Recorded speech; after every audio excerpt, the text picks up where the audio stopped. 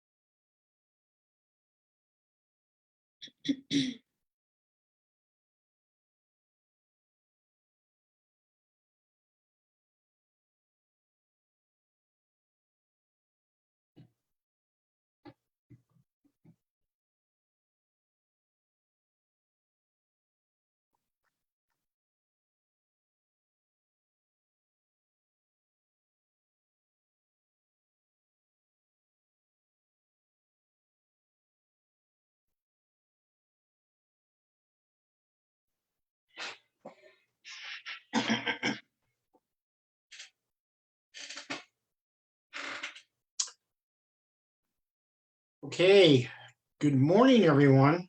My name is Manuel Pia. I'm a docent here at the Timken Museum. And my presentation for today, that I'm going to be giving to the group, is dealing with the art gallery's pictures of seascapes. And from that, I produced a presentation surrounded by the development of maritime seascape art and how it was influenced by both European colonialism and the age of sail. I have about 12 or 14 pieces in this. Now, I want everybody to understand as we get started here, if you have any questions, please put them in the box, and Ilsa and I will take the time to go ahead and answer it. This is an interactive type of a presentation. It's more of a discussion. So if you have anything to add on anything I have in here, or if there's some questions you want to ask, please go ahead and do that. I'm going to go ahead and get started. And we're going to go through the first picture, which is from our gallery. Now, this is a Joseph Vernet, or Claude Joseph Vernet's painting in our gallery of the seaport at sunset. The seaport that's being represented is Naples. Now, this painting was in 1749. So in the middle of the 16th century, and is an oil on canvas. It's was in our French gallery. Don't know. As we reorganize everything, it may have been moved around a little bit. Now, Vernet in himself was an acclaimed and one of the more successful artists in France during his career. He received an enormous amount of commissions throughout all of Europe. The public admired his art. As you can see, it was a blending of both looking at the quality of a human endeavor, which is very busy at looking at. You can see that the Port of Naples is very, very busy at the time. And also the immutable power of nature. It is explosive in the effect that's given to the picture that it literally pops out at you. And I'd like you to focus in on a little bit on the seashore. You will notice that you have many different merchants in there because the Port of Naples was one of the more active ports in the Mediterranean. The ship you can see is flying a Dutch flag and is providing a salute to the city. The tower there was like a lighthouse there in Naples. What you have too is you can see the curved masthead of a dhow, which was from the Middle East and bringing goods to the city. And you can see the harbor is packed with vessels. So this is again at the height of colonial sea power, and also the idea that trade was driving the economies of Europe prior to the Industrial Revolution. So as we go through this, I'm going to take you back a little bit in history, and we're going to look at examples of how seascapes actually have been part of art themes for many, many years. So let's see the next slide. Now this one has two pieces. The first, of course, is a pottery piece from Greece. If anybody understands a little bit of pottery, this is what they call Attica red on a black pottery sheet that was, of course, painted over with red glaze and glazed heavily. Now the picture is, again, a seascape.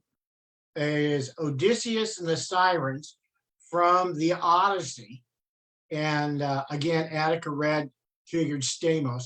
It's over 2,500 years old. But you can see where this is already themed in this. But again, just showing the seascapes. The other picture is probably from one of the more famous tapestries of early Middle Ages. This is a Norman ship in the invasion fleet at Bayeux. It's a huge tapestry that was done in the 11th century, except it really isn't a tapestry. What it is an embroidery. A tapestry is woven from top to bottom. An embroidery is a long sheet of cotton or of fabric, and then it's sewed into it by hand. So this has been misrepresented for years. It actually is not a tapestry, but yet it is huge.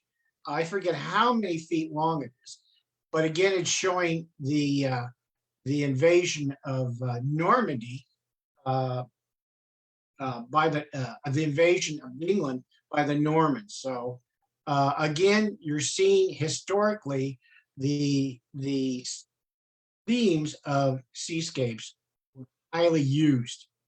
Now we're actually going to see where my talk begins, and that's dealing with colonialism. So if we go to the next slide. All right, this is one of the earliest pieces by Peter Bruegel the Elder. This is, we have a parent piece to this, but this one's a landscape with the fall of Icarus.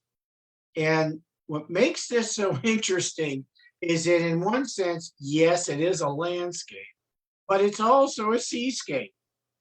And yet they weren't quite identified as such. When Bruegel did this, the original idea was he was bringing a Greek myth of Icarus, the man who had made the wings out of wax and flew off into the sun, they melted. And if you look, it takes a little bit of looking. When you see the picture, it is so overpowering with the nature that Bruegel is presenting, you can't see Icarus. But if you look next to the vessel on the right-hand side, you can see his feet hitting the water.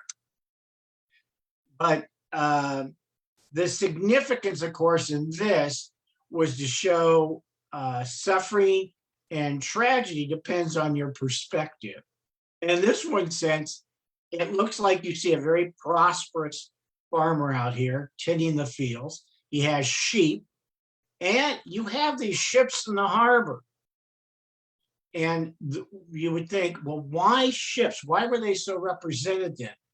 Because by 1506, the Portuguese had already opened ports all the way around South Africa and into European ports, bringing the first major good that was transmitted by sea in these routes, believe it or not, were spices. Um, the spice trade actually made Portugal one of the richest countries during the early part of this era. And the ship you're seeing is actually a Portuguese carrack. And it's in a picture done by a Dutch artist. And it's talking about the tranquility or the story of mythology within the context of the picture. So again, it's what he's doing is showing a natural inspiration, but it seems like mythology seems to be the least amount of what he's doing. But it does emphasize the idea of trade and how prosperous it would bring to Europe at the time. Again, I'm going to mention this. If anybody has any questions or would like to make a comment, please put it in the box, in the comment box, and we'll go ahead and discuss this. So this is actually the first painting I could find that in my research that actually did show this amount of a beginning seascape and how it tied in to what was going on in the period of the time. Okay, if we could go to the next slide. The next amount of seascapes came out of the Dutch school. And this is a piece done by a man by the name of Bokhausen. Bokhausen's idea with the Dutch had become the most prosperous nation in Europe based on its trade. The Dutch, for such a small country, by the 1600s, became the master merchants, not only within the Atlantic, but also going into the Pacific and into the Indian Ocean. They had displaced the Portuguese, and in the sense, their entire wealth was based off of trade. But what makes this interesting is in two ways. One, this doesn't really have a historical context. There's not a mythology in there. It's not trying to create an event that may have happened at this time. But what it shows is the Dutch's tendency to look at the power of nature in their paintings. That's what they wanted to show, nature. And it's they're based on their religious beliefs in Protestantism, which was the idea of the power of God within nature. So that's what they're trying to present, but in the way they did it in such an explicit way, especially showing this tempest in this composition.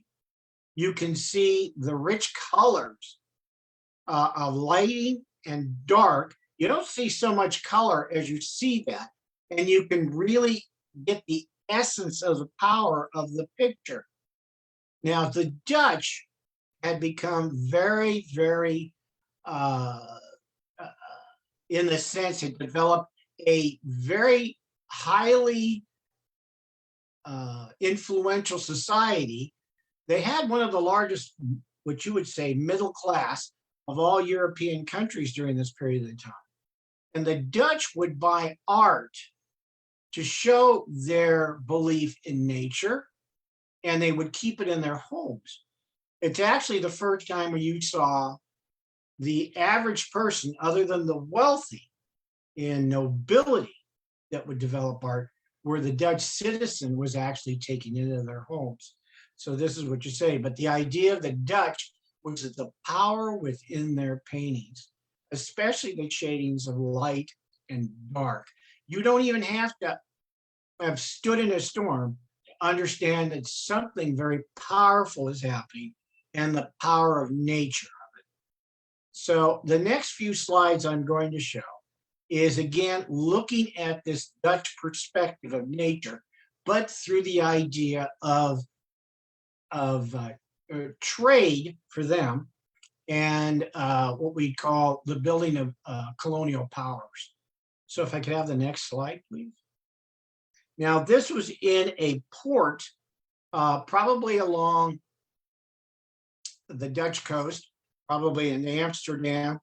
But what's interesting is that you see the ships again lined up But you have to realize too that the painter was very involved with painting this magnificent structure of nature. The sky is almost to the point where it's overwhelming in its power that you see. You can definitely see where the rise or the setting of the sun is, depending on your perspective in the picture. But I want you to focus down on the ships in the harbor. These ships are unloading goods from all over the world. And you can see them putting on smaller vessels, which are putting into the shore, and then putting them into warehouses, storehouses, to be sent out, to be sold, or to transport to other seaports. The Dutch were very influential in providing an enormous amount of extension of their trade into the Baltic. And during this time, or prior to this time, you had one of the more powerful economic societies going with the Hanseatic trade, which dealt with the Scandinavian countries. So the Dutch had a huge market for their goods. But again, showing the power of nature. This does not have a theme to it, which is interesting because when we look at pictures, we're always trying to see if this is a theme. This is almost in the sense, if you were to buy art, you'd buy it for its aesthetics, not what it meant. So the Dutch are very influential in providing that. If we could have another slide, please. Again, showing it, I cannot express enough the power of nature in this. I mean, it's to the point you feel a sense of being taken into the picture. And then the other sense, of course, is you're looking at what became very important to the Dutch, and that was trade. They lived on it, and they produced it in amounts that made the country very, very prosperous.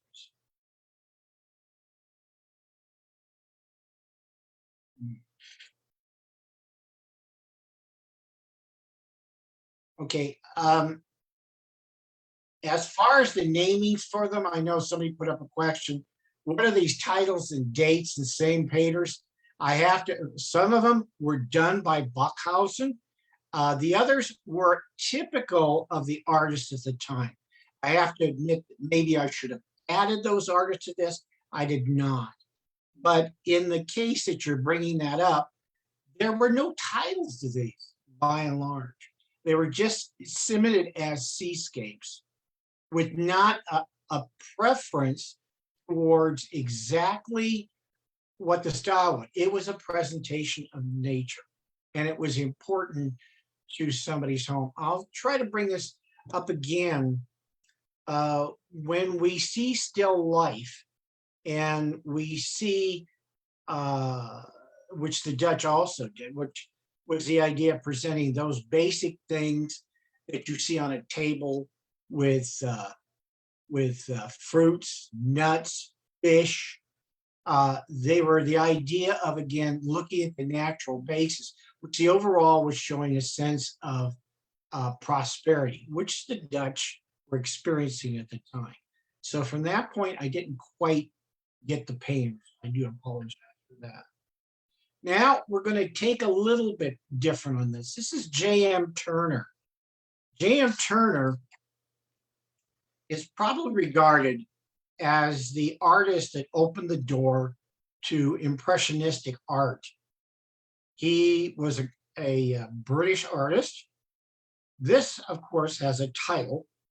It's called the Fighting Tonnerre, which is being towed to its dismantling.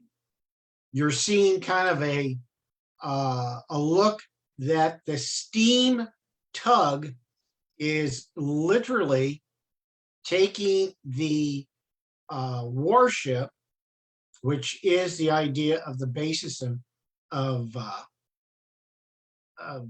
colonial power, and was going on being replaced by steam. The British, of course, had a huge military fleet, but it was to protect their trade routes, because after the Dutch, the English were probably one of the more prosperous trade countries in Europe during the late 1700s and early 1800s. But now you see the idea of steam produced from it.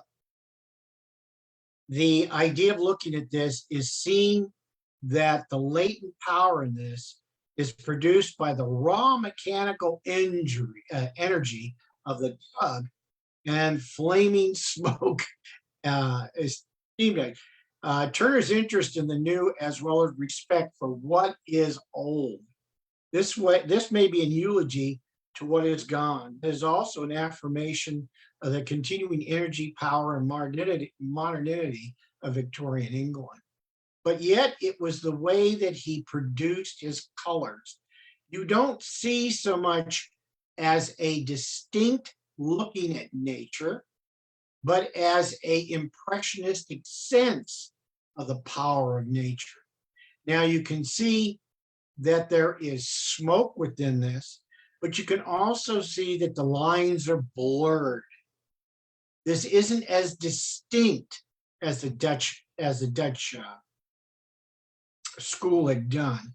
And what you are seeing is more or less a new way of showing something, but it wants you to draw a feeling of the power, not from visual, but from an introspective of what you're seeing within this. It's typical of Turner's art at the time. I particularly like Turner because I loved his themes, especially the next one that I will show you, but don't turn it just yet. But it does show the idea of, again, how important all of this in the seascapes were, showing again the idea of colonialism and the idea of trade and how it drew the themes of art. Okay, if we go to the next slide. Now this is J.M. Turner, it's called Steam. Now this is not a seascape, I admit. This is probably one of his most renowned paintings. And it is, of course, one of the very first engines, steam engines. And it's hard to tell, but it's bringing coal to a factory. But you can see the bridges coming over, but you're overpowered by the sense of a presentation that fills you with not so much a contemplative look, but awe in the power of all of this, the power of steam. And it just kind of hazes the picture over. But at the public who saw it at the time, it was not a clarification, but it was an idea of looking at painting as at the impression of the artist that was painting it. And of course, this opened the door because Turner is kind of considered the father of Impressionist painting. So if we go to the next slide. This is actually my favorite piece in the whole museum because I am prior military. I made a career out of it. And I could somehow equate what Mr. Birch is doing. Now, this is an American artist. Mr. Birch painted in the early part of the 1800s. It shows an American ship in distress, probably off the coast of New York or Delaware. And it's an oil on canvas. And of course, it's in our museum. It's in the American Gallery. And it is powerful in the sense it's going back to what the Dutch were doing. And instead of being impressionistic, it's far more looking at the power of nature. You can see where Birch was influenced by Dutch artists in his presentation of the seascape and the power of the sea. This is like a continuation of Dutch painting to the part where it was that important. The piece is, of course, is a ship in distress. You can see that the crew is evacuating the ship. You're not quite sure how much damage has been done, but it's got to be enough that the ship definitely is in peril. If you look in the far left corner, you will notice that it seems to be a tug, a steam tug no less, coming out to try to rescue the crew. But you can definitely see the power in the waves, and you can feel, if you can't feel the distress, at the time people would see this. We're kind of spoiled as a society today, since our visual arts have gotten to the point that we take for granted for what we see in front of us, that it seems to be just what is the art that we look at. And yet it doesn't have the power to me as these single pieces did when they were literally presented all those years ago. And I'd like you to think of yourself standing in a gallery, probably in Philadelphia, where a lot of his pieces were, and looking at this piece and trying to go that I've never been to sea. I don't know what it's like to be aboard a ship. The only thing you can relate to is probably the idea of the weather. And to see somebody actually put this in a sense where you feel so empowered by looking at it, it becomes so impressionist to you. So art, in the one sense, has become an example of how we create, but in the sense is how we inspire people. So it's important with that.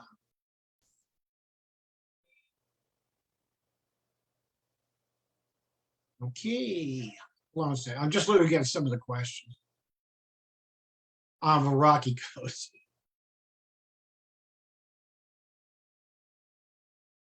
I know you're asking about the painters. On the Dutch painters, most of those, again, I'm going to go back, were in the 1600s. That was the biggest. And on the Bookhausen, hold on a second. Let me check my notes. And again, I don't know exact title for it, but it was, again, looking at the same deal, is that it was ships in a, you can almost say in a tempest or in a hurricane. So I do apologize about not doing it, because these are pieces that are not in the gallery. So I will definitely make sure that when I present another one, I thoroughly do put them down. Thank you for that input. Okay, our next piece is by Fitzhenry Lane. This is Castine Harbor in Town. This is in Maine, by the way, and it's an 1851 oil on canvas. Again, it's in the Timken Museum of Art. But what's interesting about Mr. Lane is the artistic, what he brings to the painting is what they call luminism.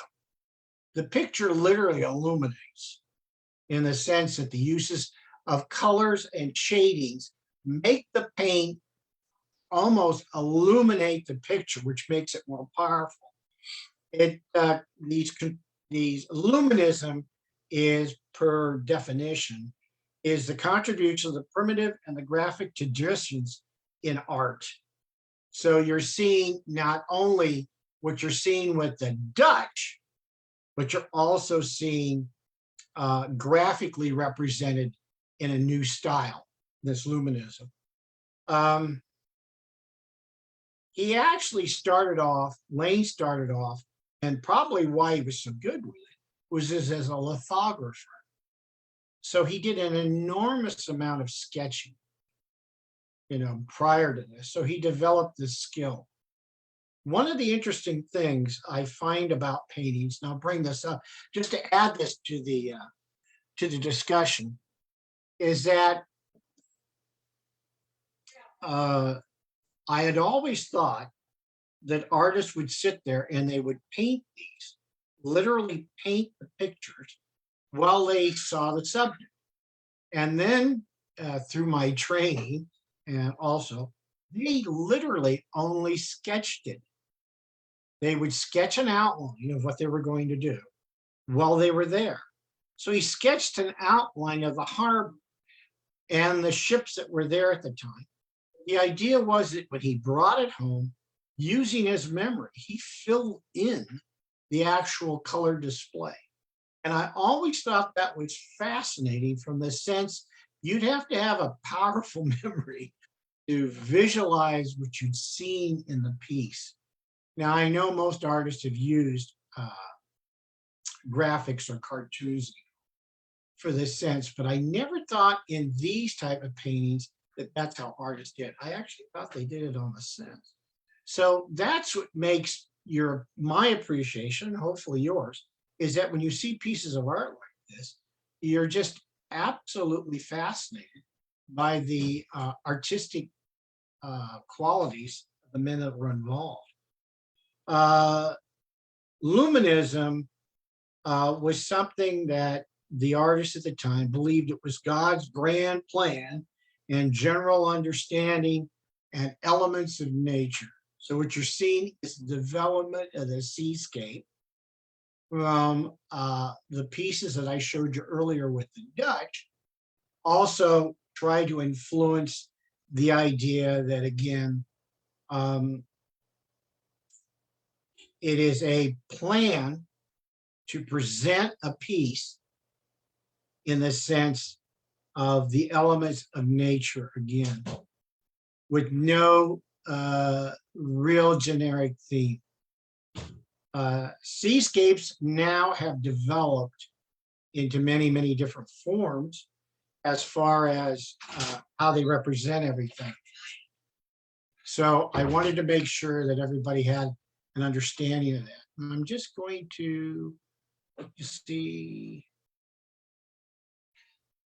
Again, I know you folks have asked for this. My apology as far as dating some of those pieces. If you want, I will definitely put this on line. And for everybody who had attended this today, I'll make sure that you get that type of information. But thanks again. And I think we have one slide left. Oh, no, I guess that was it. That's the last one on this. So the one thing I will say is I will get back to everybody and put down the names and of the other artists and the dates. I don't think you're going to find many titles other than basically the regard of what I tried to point out was the idea of nature in all of this. So I'm going to ask if anyone has any questions on the present. Just put it in your column in the question marks. And I know I'm running a little short, and I apologize for that. I had thought I'd put enough slides in this one, but the key to this is, and I want to assure all of you, is when the museum reopens again, my point is please come down and enjoy what it is. We were in the middle of our docent training and the COVID shut everything down. But there's something about art that does something to me that actually makes me so much happier after I've been in the Timken for a while. And I know I'm talking to a group of folks here that probably are very art wise, but to see it again and again and again is you get something new out of it all the time. And it's powerful for me. I've tried to pass that on to my students when I did teach, that art is a powerful piece. But this museum is well set up. And I'm anxious to see the new galleries and how it's done because it is thematic. So again, I'd like to ask anybody, is there any information that I can help you? Thank you so much, Manuel, for such an insightful tour. We have, I think, maybe a couple comments in the chat box and possibly up from the Facebook Live as well. I will read them out loud. Cindy and Brad asked early on, what was the year of the Naples painting? I'll go back to it. Because yeah, I think it was 1749.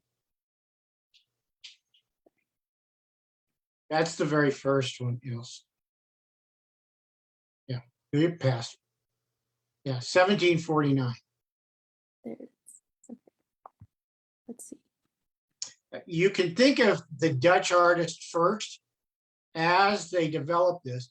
Then you get into Vernet's piece. And then finally, and I only use it to open it up. And then you would end up into Fitz Lane's piece after that. J.M. Turner's kind of in the middle when I talk about, he did many seascapes. But the point I'm trying to get with the seascape, it was impressionistic.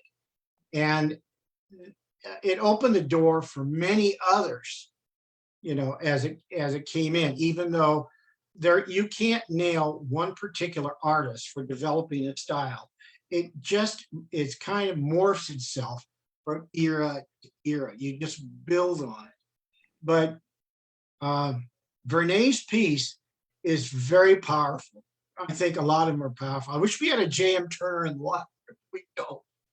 But you can see how he exemplified everything I wanted to put in this, which was the idea of colonialism, the idea of trade, the idea of sail, and the idea of how universal this all is. And that's why I started this particular presentation. Okay, I believe Michelle Woodbridge comments, one of my favorite seascapes painter is Winslow Homer. Mm. She mentions to take a look at, which I imagine the paintings in the Philadelphia Museum of Art. Mm-hmm. And I thank you for that. You know, everybody's a docent. I know there's so much information out there. I hope everybody out there gets the chance to look at the chat line and see what like Jane put down, where she gives you a place for Turner's Museum of Fine Art in Boston. I mean, open that up and take a look. I mean, Turner was an unusual character by himself. I think most artists are. But I want you to see that so that you have other aspects. Like, and again, this is an open conversation. I'm not the, even though maybe when I was in high school, I was the sage on the stage. But the key to this is this is always open for discussion. And I love people put this in because I'm going to keep everything in the chat.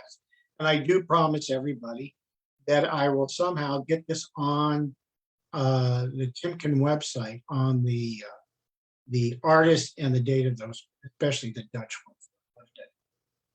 Absolutely. Amy Rogers also mentions that for Californians, there's a small maritime art museum in San Francisco. I'd love to. Okay. Again, there's another example of doing this. So again, thank you very much for everybody. Put it in. You're as much a part of the presentation as anybody else. So it's important you do that. Let's see. Okay.